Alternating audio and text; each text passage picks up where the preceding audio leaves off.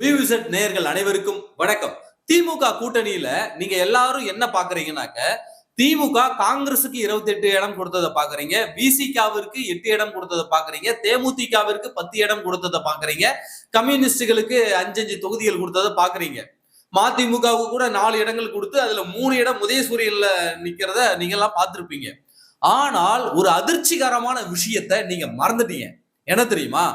இந்த திமுக அதிமுகவிற்கு 19 இடங்களை ஒதுக்குகிறது.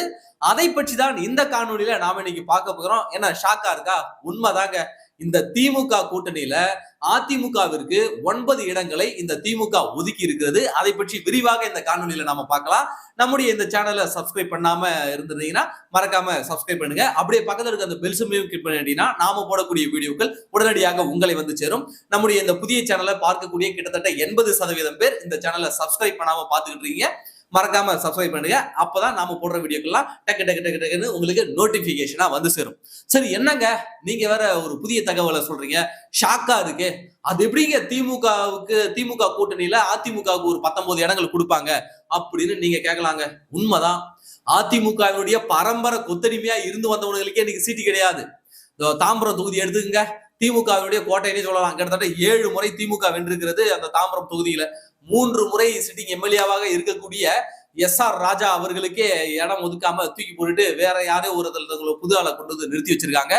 அப்புறம் டி நகர்ல புதிய வேட்பாளர், அப்புறம் தென் தமிழகத்தெல்லாம் புதிய வேட்பாளர் சொல்லிட்டு இன்றைக்கு திமுகவுல மிகப்பெரிய கலவரம் வெடிச்சிட்டு இருக்கு. பரம்பரை திமுகவா இருக்கிற எங்களுக்கு இடம் கொடுக்கலையா, யார் யாருக்கோ இடத்தை தூக்கி கொடுக்குறீங்களே சொல்லிட்டு இன்றைக்கு திமுகவே ஒரு கலவர பூமியாக மாறி இருக்கிறது. அண்ணா அறிவாலயத்தெல்லாம் போய் இன்றைக்கு ஊப்பிக்கள் முற்றுகையிட்டு போராட்டம் எல்லாம் வெடிச்சிருக்காங்க. மனோ தங்கராஜுக்கு ஆதரவாக எல்லாம் இன்றைக்கு போராட்டம் வெடித்திருக்கிறது. இந்த சூழல்ல சத்தமே இல்லாம அதிமுகவுக்கு 19 தொகுதிகளை கொடுத்திருக்கிறது திமுக. அது எந்தெந்த தொகுதிகள்னு பாப்போமா? யார் யாருக்குன்னு பாப்போமா? சொன்னா நம்ப மாட்டீங்க. பாருங்க, போடி தொகுதி யாரு? ஓ பன்னீர்செல்வத்துக்கு கொடுத்திருக்காங்க. ஓ பன்னீர்செல்வம் யாரு? அதிமுகவுல இருந்து போனவரு. ஒரத்தநாடு வைத்தியலிங்கம், இவரும் அதிமுக காரரு. ஆலங்குளம் மனோஜ் பாண்டியா, இவரும் அதிமுக காரரு. விளாத்திக்குளம் மார்க்கண்டேயன், அவரும் அதிமுக. துறைமுகம் சேகர்பாபு அதிமுக காரதாயா. ஈரோடு மேற்கு மாவட்டம் முத்துசாமி, அவரும் அதிமுக. அப்புறம் நாகர்கோயில் ஆஸ்டின், அவரும் அதிமுக. திருமங்கலம் மணிமாறன், அவரும் அதிமுக. முதுகலத்தூர் ஆர்.எஸ். ராஜகண்ணப்ப, அவரும் அதிமுக.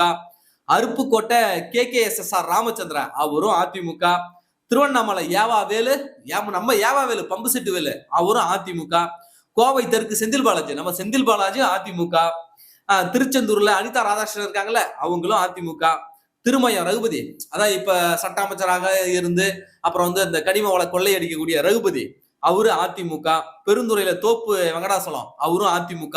விழுப்புரத்துல லட்சுமணன், அவரும் அதிமுக. பப்பிரெட்டிப்பட்டி பழனியப்பன், அவரும் அதிமுக. ஆம்பூர் வில்வநாதன், அவரும் அதிமுக. அடுத்து ஒசூர் சத்யா, அவரும் அதிமுக. புரியுதுங்களா?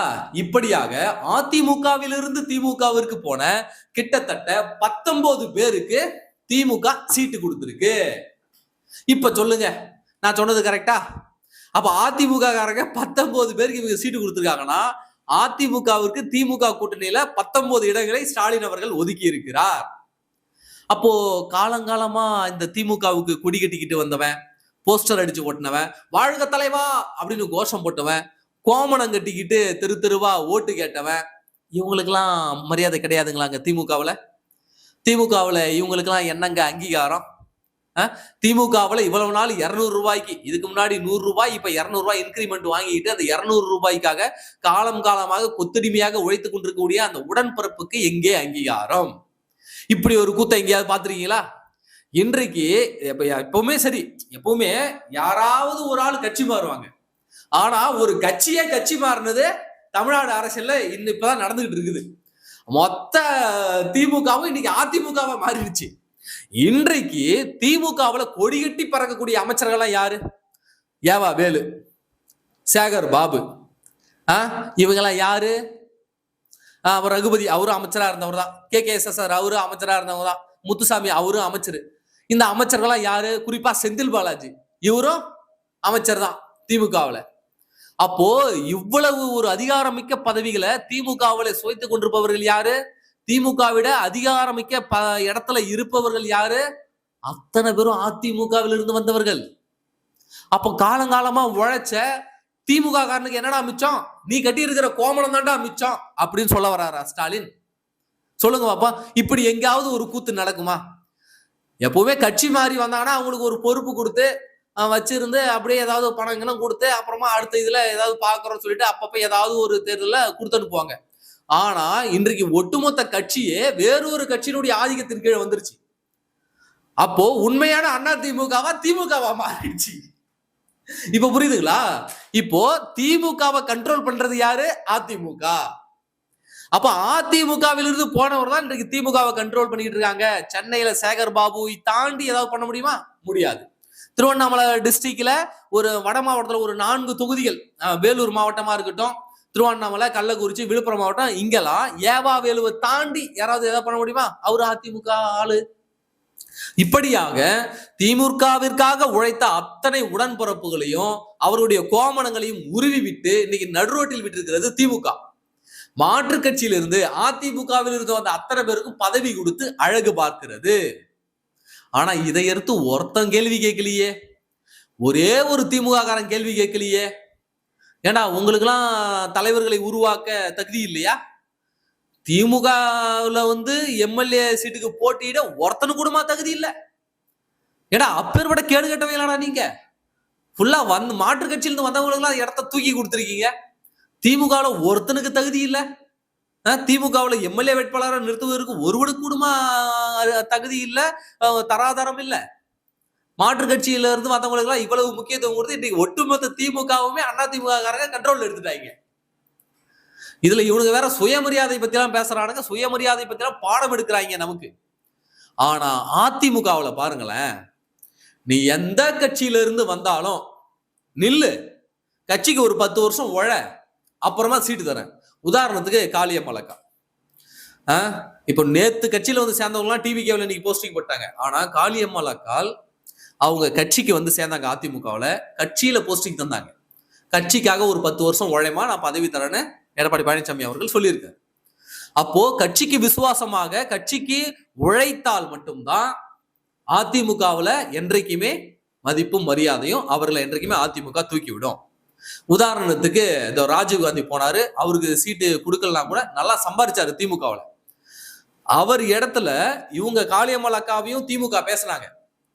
திமுகவுக்கு ஒருவேளை காளியம்மலக்கால் போயிருந்தா இந்த இதுலயே இந்த எலெக்ஷன்லயே அவங்களுக்கு கண்டிப்பா ஒரு எம்எல்ஏ தொகுதியை கொடுத்திருப்பாங்க. திமுக கண்டிப்பா கொடுத்திருக்கும். ஏன்னா அந்த அளவிற்கு பலவீனமான தலைமை அது திமுகவினுடைய தலைமை. ஆனா அதிமுக பாருங்க, வந்த உடனே கட்சியில போஸ்டிங் கொடுத்து உங்களுக்கான அங்கீகாரத்தை நாங்க தரோம், கட்சிக்காக உழைங்க, என்னைக்கா இருந்தாலும் உங்களுக்கான அங்கீகாரம் உங்களுடைய உழைப்பிற்கான பலன் சேரும்னு சொல்லிட்டு எடப்பாடி பழனிசாமி அவர்கள் தெளிவான தீர்க்கமான ஒரு முடிவு எடுத்து அக்கா காளியம்மலக்கால கட்சியில சேர்த்திருக்காங்க. அது மட்டும் இல்லாம புதுசா வந்தவங்களுக்கு நம்ம எடுத்த உடனே சீட்டு கொடுத்தா கட்சிக்காரனும் கோச்சிக்குவானே அப்படின்ற ஒரு மனநிலையும் பின்னாடி இருக்கு. அதிமுகவுல மட்டும்தான் இந்த அதிமுகவோட டிஎன்ஏவே ரொம்ப டிஃப்ரெண்டான டிஎன்ஏ. வாரிசுகள் எல்லாம் பெரும்பாலும் அதிமுகவுல தூக்கி பிடிக்க மாட்டாங்க.